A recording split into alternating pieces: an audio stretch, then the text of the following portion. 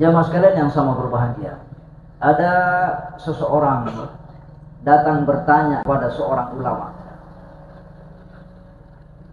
Orang ini bertanya, "Wahai Tuan Syekh, apakah saya ini termasuk anak yang soleh?" Tuan Syekh berkata, "Apakah engkau selalu mendoakan orang tuamu di setiap selesai sholatmu?" Anak muda ini mengatakan, "Iya." "Jikalau engkau selalu mendoakan kedua orang tuamu di setiap selesai sholatmu, maka engkau adalah anak yang soleh.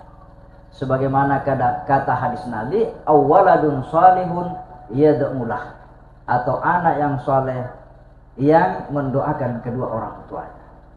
Alhamdulillah, almarhum Muhammad Ja'far ini mendapatkan anak yang soleh, yang mana anaknya ini bukan hanya sekedar mendoakan, tetapi dia mengajak orang banyak untuk senantiasa terus-menerus mendoakan kedua orang tua. Dalam Al-Quran surah Al-Baqarah Allah menyatakan, "Kutiba alaikum iza hadara ahadakum maut in taraka khairanil wasiyatu lil walidaini wal aqrabina bil ma'ruf haqqan 'alal muttaqin." Kutiba alaikum, diwajibkan atas kalian, iza hadara ahadakumul maut, apabila telah datang ajal menjemput, in taraka khairanil wasiyah, hendaknya dia meninggalkan wasiat. Almarhum Muhammad Ja'far ini sebelum beliau menghembuskan nafas terakhirnya, beliau mengumpulkan keluarganya, dihadiri anak-anaknya, dan beliau berwasiat sebagaimana yang disampaikan tadi pihak keluarga kepada saya, bahwa almarhum berwasiat, "Tolong bangunkan saya masjid meskipun kecil.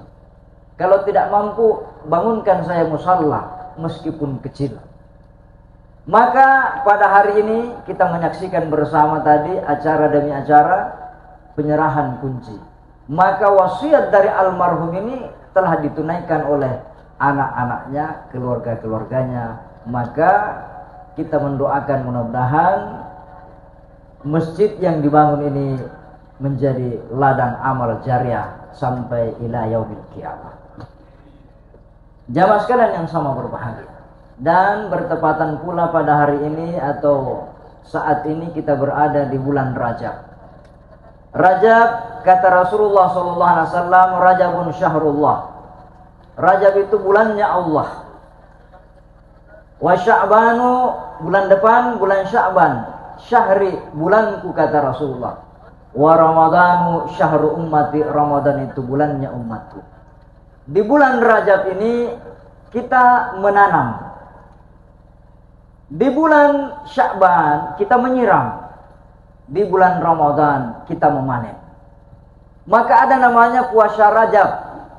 Ada peringatan-peringatan, peristiwa-peristiwa yang disebutkan tadi orang tua kita, yang menjadi pendahuluan terjadinya Isra Mi'raj. Peristiwa yang luar biasa ini. Kita menanam kebaikan-kebaikan, membiasakan kebaikan-kebaikan di bulan Rajab ini. Di bulan Sya'ban kita sirami, kita pelihara, kita rawat. Maka masuk di bulan Ramadan, kita sisa memanen daripada nilai-nilai yang kita sudah tanam di bulan Rajab, kita pelihara di bulan Sya'ban. Maka kita nikmati Ramadan. Maka jikalau kita ingin Ramadan itu menjadi bulan ampunan, bulan rahmat, maka tanamkan dari sekarang. Jangan nanti masuk Ramadan baru mau rajin berjamaah. Nanti bulan Ramadan baru mau mulai mengaji. Sudah terlambat. Kenapa? Membiasakan sesuatu itu butuh proses. Jemaah sekalian yang sama berbahagia, Rajab ini terdiri daripada 3 kata, 3 huruf, Ra, Jim, dan Ba. Apa itu Ra? Ra itu rahmat. Apa itu Jim? Jim itu jirmun, dosa. Apa itu Ba? Albirru, kebaikan. Allah sebut nama Rajab ini rahmat, dosa, dan kebaikan. Apa maknanya? Bahwa Allah Subhanahu wa taala itu selalu menawarkan dua kebaikan di antara satu keburukan. Dalam artian kita tidak boleh putus asa dari harapan kita kepada Allah Subhanahu wa taala. Meskipun banyak dosa, meskipun banyak kelalaian, banyak kehilapan, tetapi kita tidak pernah berputus asa dari rahmat Allah Subhanahu wa taala, teristimewa di bulan Rajab ini. Hadir dalam acara ini banyak teman-teman kita, saudara-saudara kita yang menjadi calon anggota DPR. Mudah-mudahan di bulan Rajab ini semuanya doa-doanya dikabulkan oleh Allah Subhanahu wa taala. Karena bulan Rajab adalah bulan mustajab. Jamaah sekalian yang sama berbahagia. Kemudian kita masuk tentang masjid. Dalam surah Al-Isra, Allah Subhanahu wa taala mengabadikan peristiwa Isra Mi'raj itu dengan memulai perjalanannya Rasulullah dari masjid ke masjid, minal Masjidil Haram ilal Masjidil Aqsa. Apa maknanya? Maknanya bahwa segala sesuatu itu dimulai dari masjid. Kalau kita masuk suatu kampung, Anda ingin tahu apakah kampung itu agamanya hidup atau tidak, lihat masjidnya. Kalau mau ketahui suatu kampung bersatu atau tidak, lihat bagaimana pembangunan masjidnya, bagaimana panitia masjidnya. Anda tidak perlu survei, Anda tidak perlu tanya, kita kalian mau masih gimana. Kalau tidak banyak aja tai cicak di dalam, kan biasa kita singgah di kampung-kampung itu pinggir-pinggirnya itu sanging tai cicak. Masuk di WC-nya, waduh. An-nazafatu minal iman, kebersihan sebagian daripada iman. Tapi masuk ke WC-nya, waduh, lebih bersih warung singgah daripada masjid. Allah ingin memberitahu kita, inna awwala baiti wudi'a lin-nasi lalladzi bi Bakkah mubaraka, bahwa rumah yang pertama dibangun oleh Allah adalah Masjidil Haram. Bahwa kalau kita ingin kampung kita sejahtera, kampung kita diberi berkah, dituruni rahmat, maka makmurkan masjid. Al-Quran menyatakan, innama ya'muru masajidallahi man amana billahi wal yaumil akhir. Orang yang bisa memakmurkan masjid, membangun masjid, meramaikan masjid, menghidupkan dengan kegiatan-kegiatan agama, man amana billahi wal yaumil akhir. Hanya orang-orang yang betul-betul beriman kepada Allah dan hari akhir. Saya berikan contoh. Ada masjid yang pernah dibangun oleh Rasulullah. Di sampingnya dibangun juga masjid orang munafik. Namanya Masjid Dirar. Rasulullah SAW berangkat ke Madinah. Yang pertama sebelum beliau masuk ke Madinah, ke kota Madinah, beliau singgah di sebuah tempat yang orang pernah umrah, pernah haji, tentu biasa singgah di sana, namanya Masjid Quba. Itu 6 kilo dari Masjid Nabawi. Itulah masjid yang diabadikan namanya di dalam Al-Quran, la masjidun ussisa ala taqwa. Itulah masjid yang pondasinya adalah ketakwaan kepada Allah Subhanahu wa taala. Masjid ini hanya 3 hari dibangun oleh Rasulullah sallallahu alaihi wasallam. Kenapa? Ada iman di dalamnya. Masjid ini dibangun satu keluarga aja. Ada tong masjid satu dusun, satu desa tidak jadi-jadi. Kenapa? Tidak ada pondasi takwa. Nabi singgah saja bermalam di Abwa, 3 hari 3 malam, selesai itu masjid. Kenapa? Karena pondasinya takwa. Sahabat, saya tanggung ininya ya Rasulullah, saya tanggung ininya ya Rasulullah. Selesai 3 hari. Panitianya siapa? Panitianya man amana billahi wal yaumil akhir. Apa usai itu zamanku, zaman na panitia. Usai itu zamanku, zaman na pegawai syara, zaman na Pak Doja. Kalau Anda beriman, masjid ini milik kita bersama. Dan kuah masjid Gina Muhammad Ja'far, keluarga nakalik itu Mas Lambayang aku. Masjid itu dibangun ussisa ala taqwa. Pondasinya takwa kepada Allah Subhanahu wa taala. Jamaah sekalian yang sama berbahagia, itulah sebabnya Allah memulai perjalanan Isra Mi'raj itu minal Masjidil Haram ilal Masjidil Aqsa. Jamaah sekalian yang sama berbahagia. Kemudian dalam peristiwa Isra Mi'raj itu Allah Subhanahu wa taala memperlihatkan suatu metafora kepada Rasulullah. Ra'a qauman yazra'una fi yaumin wa yahsuduna fi yaumin. Kullama hasadu 'adat kama kana. Qala Rasulullah, man haula ya Jibril? Qala haula'il mujahiduna fi sabilillah. Nabi ra'a qauman, melihat suatu kaum yazra'una fi yaumin, menanam pada hari itu dan dia memanen pada hari itu. Kullama hasadu 'adat kama kana. Setiap selesai dipanen tumbuh lagi buahnya, dipanen lagi tumbuh lagi buahnya, terus menerus, la yafturu anhu.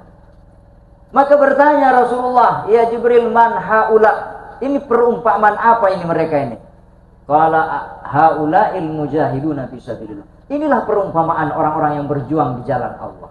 Berjuang di jalan Allah itu bisa membangun pendidikan, bisa membangun madrasah, membangun masjid yang terus tumbuh.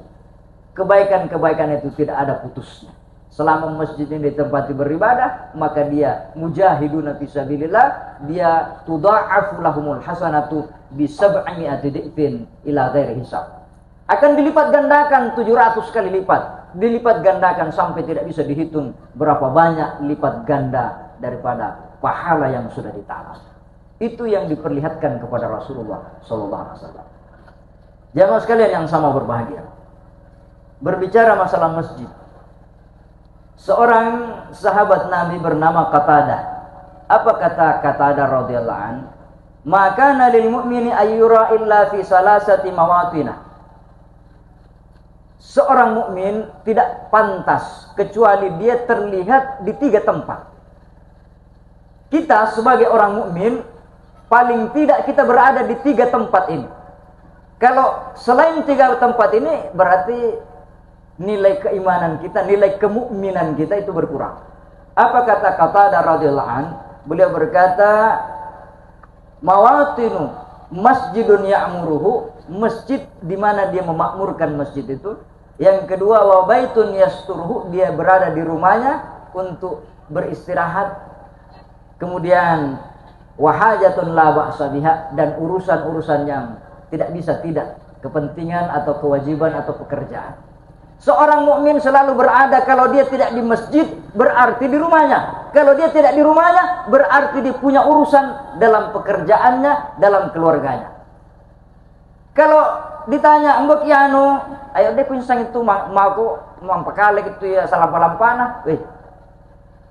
Kalau ditanya mbok ki bapakmu jauh di masjid, alhamdulillah. Ditanya mbok ki bapakmu jauh di sapo.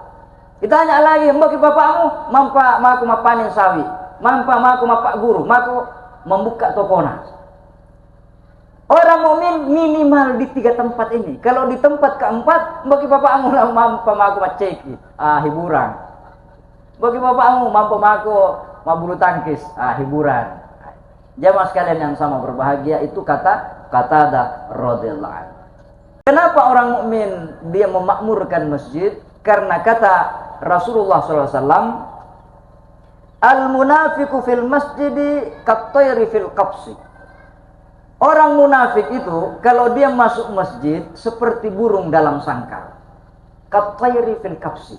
Bagaimana burung dalam sangkar? Tidak nyaman, tidak tenang, dia selalu miribak melok misu'um. Kenapa? Dia di dalam sangkar. Orang munafik tamakale ki udah mas sambayang tahiyatul masjid, Assalamualaikum, udah membaca pak doangan, udah mas zikir, ndak salaman sudah, Assalamualaikum, keluar media. Orang munafik. Al munafiku katayri fil kabsi.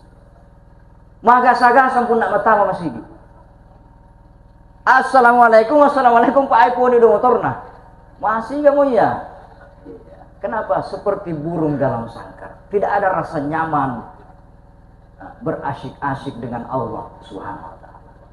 Ibaratnya seperti ini jamaah sekalian yang sama berbahagia. Kita hadir sholat berjamaah. Fardu itu ibaratnya makanan pokoknya. Anda makan nasi, setelah itu ada hidangan penutup. Ada namanya snack, ada namanya kopi, ada merokok-rokok dulu. Manik malai tahu. Udah pacapu sang batang orok-orok macak-cakak jolo nama siga-siga. Begitu ibaratnya Anda datang kepada Allah Subhanahu wa taala, Anda berdialog, iyyaka na'budu wa iyyaka nasta'in. Ihdinas siratal mustaqim. Anda berdialog dengan Allah. Nikmati itu dialog. Setelah hajatmu ditunaikan, macak-cakak jolo puang. Nikmati zikirmu itu, nikmati doa-doamu itu, nikmati tafakkurmu itu di hadapan Allah Subhanahu wa taala.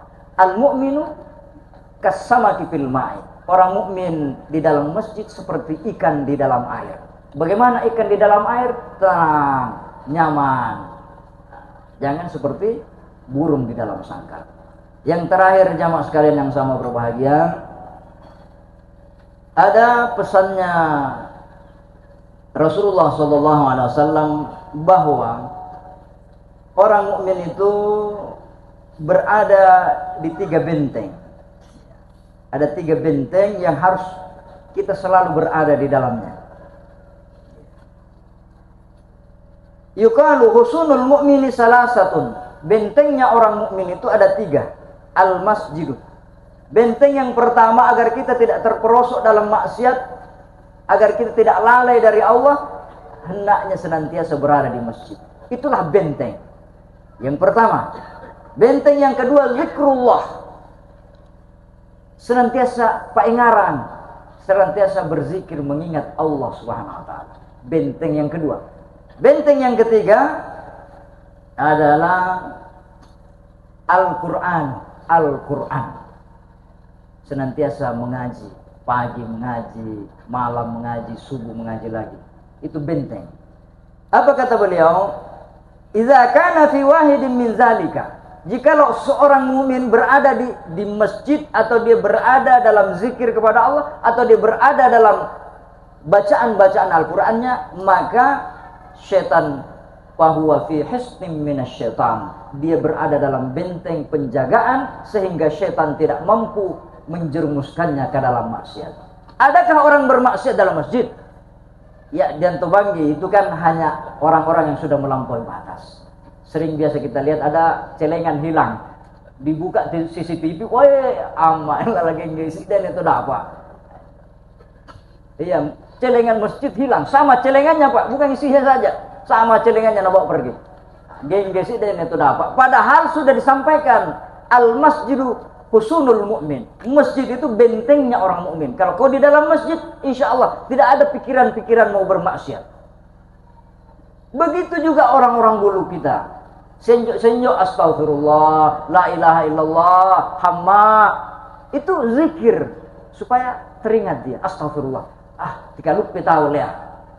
La ilaha illallah. Pengarang kowe. Itu benteng supaya kita tidak terjerumus, terbawa oleh rasa-rasa yang ditanamkan oleh syaitan. Apalagi mengaji.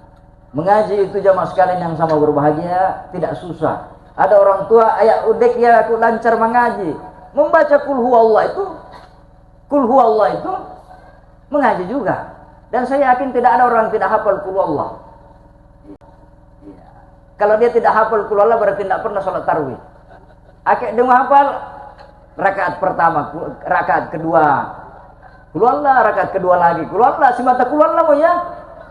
Dan ada kisahnya yang terakhir, ada seorang perempuan, dia punya amalan, dia baca kul huwallah sampai ribuan kali setiap hari. Karena itulah yang nyaman buat dia, bukan membaca seluruh Al-Quran, tapi dia ulang-ulangi kul huwallah itu sampai ribuan kali. Kemudian sebelum dia meninggal, ini bukan kisah yang saya buat-buat, ini disebutkan dalam kitab Imamul Ghazali, kitab Mukasyafatul Qulub, diriwayatkan oleh Imamul Ghazali. Perempuan ini berpesan, kalau saya mati, anak sama wasiat tadi, dia juga berwasiat. Kalau saya mati, kafankan saya dengan kerudung yang selalu saya pakai ini di bulan Rajab. Jadi setiap bulan Rajab dia puasa sunnah, dia baca kul huwallah berulang-ulang. Tapana mati, alhamdulillah beliau mati dalam keadaan husnul khatimah. Tapi anak-anaknya ini malu. Masa mau dikafani mama tak dengan kain kapan yang sudah lusuh. Kan biasanya orang tua itu tidak suka kalau pakai yang baru. dia tidak nyaman. Dia tetap nyaman pakai pakaiannya memang. Maka anak-anaknya dia bilang, nanti datang orang ramai, masa anak orang tua tak dikafani dengan kain seperti itu? Maka diganti itu kain kerudungnya dengan kain kafan yang baru. Apa yang terjadi di malam harinya setelah dikebumikan orang tuanya, datang dalam mimpi. Bermimpi salah satu anaknya, anak, kenapa kau tidak tunaikan wasiatku? Kau durhaka sama saya. Itu wasiat saya. Kafani saya dengan kerudung yang selalu saya pakai, terutama di bulan Rajab. Jamaah sekalian yang sama berbahagia, pagi-pagi ini anaknya panggil semua keluarganya, ayo digali, ganti kain kafannya. Berdosa, kenapa? Wasiatnya orang tua tidak kita tunaikan. Jadi jamaah sekalian yang sama berbahagia, dia lihat bagaimana kehidupan orang tuanya dalam mimpinya itu. Dia berada di tempat yang indah. Apa? Dia berkahnya memuliakan bulan Rajab, dan berkahnya dia mengamalkan surah Al-Ikhlas yang membuat amalannya diterima oleh Allah Subhanahu wa taala. Cukup apa yang sempat saya sampaikan, mudah-mudahan bisa menjadi bahan renungan bagi kita. Kalau ada benarnya itu datang dari Allah, kalau ada salahnya itu dari kedhaifan saya dan kelemahan saya. Minallahil musta'an wal ihtiqlan. Assalamualaikum warahmatullahi wabarakatuh. Man ana